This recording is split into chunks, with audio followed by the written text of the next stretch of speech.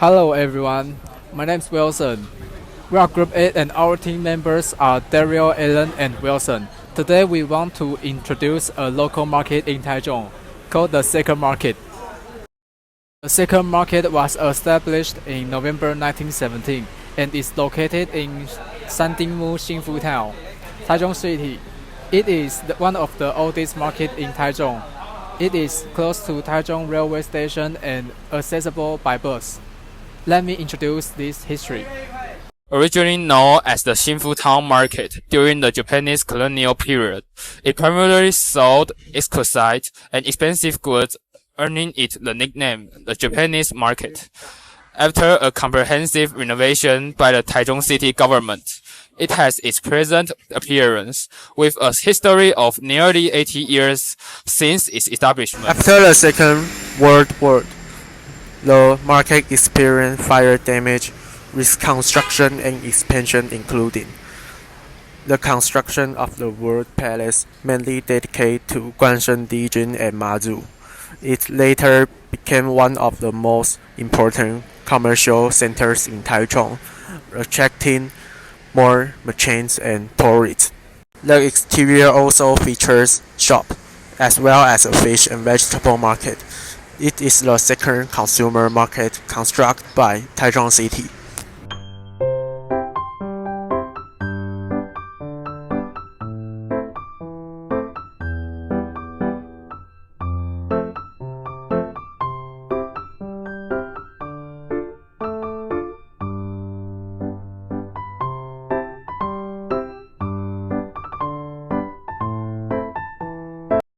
Established in 75 years of the Republic of China, with nearly 40 years of service. The staff is very efficient, so you don't have to worry about waiting too long. They use Wufeng fragrant rice with grains that are distinct and have the right texture. The pork leg looks thick and substantial, accompanied by pickled radish to balance the richness. The minced pork rice is slightly salty, and is suggested to pair it with side dishes. However, the flavor is very rich, suitable for those who enjoy strong flavors.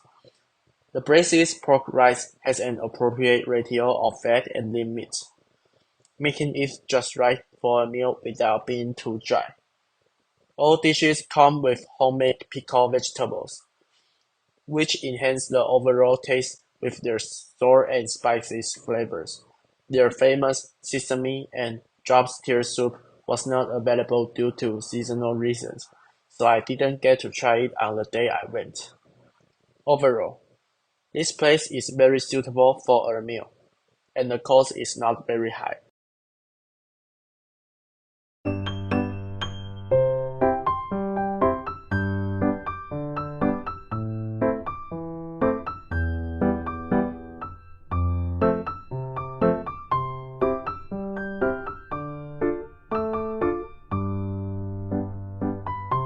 The 50-year-old store strives to maintain prices at a similar level and has a loyal group of old customers. The most popular order is probably the turnip cake, rice sausage, and egg. The Wang family's turnip cake and glutinous rice sausage stall is divided into two areas. The frying station is filled with turnip cakes, and there are also many fried taro cakes beside it. The dishes include taro cake, radish cake, fish balls, and rice sausage, along with homemade sauce. The savory and sweet flavor don't make you feel overwhelmed. Both the taro cake and radish cake have their unique fragrance. After frying, the fish balls and rice sausage become even more crispy on the outside, enriching the overall texture. However, the taro pieces in the taro cake may be cut too small, so you don't get to taste that much. The taro cake and radish cake also lack the crispiness of the fried sausage and instead have a somewhat soft texture. I think they would taste even better with a crispier texture from further frying.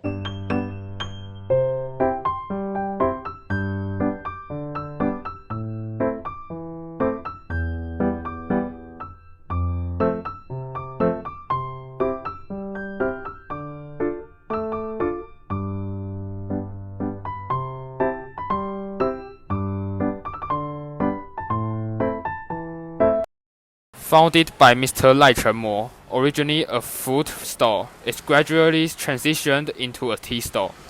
Mr. Lai used to prepare a bucket of homemade black tea to drink while selling fruit. As more and more people tried it, they suggested that he switch to selling tea instead. They select premium tea leaves from Nantou, freshly brewed each day. They use grade 2 brown sugar to enhance the aroma and richness of the black tea, balancing its flavor perfectly. The ideal concentration makes it even more enjoyable throughout the day, with both aroma and taste. It's smooth and not bitter, full of nostalgic flavor.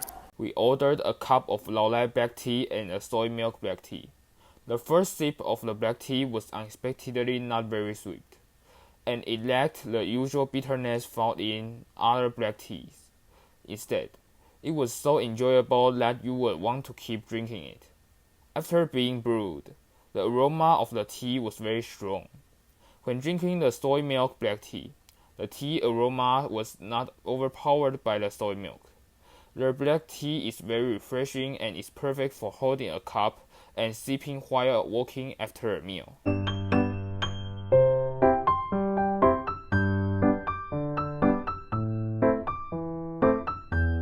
Although it's named Sandai, it has been passed down to the 5th generation. The space consists of 2 storefronts, one for food preparation and the other for dining. To accommodate the crowds, several tables are also set up in the aisle. After the renovation, the dining environment has become more fashionable, since being taken over by the younger generation. The old shop has shown a different atmosphere. The noodles are made from mixture of egg yolk and high gluten flour, making them more chewy. Each table also have chili powder, which are unique ingredient of the 3rd generation. The noodles we ordered this time surprised us with its texture. The handmade noodles had a very chewy texture, which was very satisfying. The seasoning was not very salty after being evenly mixed, but the restaurant recommended chili peppers. After adding the chili peppers, the overall flavor was greatly enhanced. As for the portion of noodles, those with a big appetite might need to eat 2 bowls. If you are not very hungry, 1 bowl is just right.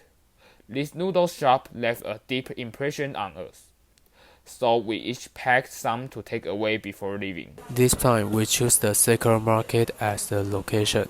We feel that a century-old market perfectly matched the theme, brimming with vitality and a strong sense of community. Sampling local delicacies imbued with distinct flavor is an excellent experience for foreigners eager to immerse themselves in the local culture. Despite encountering some hiccups along the way, such as noisy background chapter and challenges with lighting and framing, they all contribute to our valuable learning experience.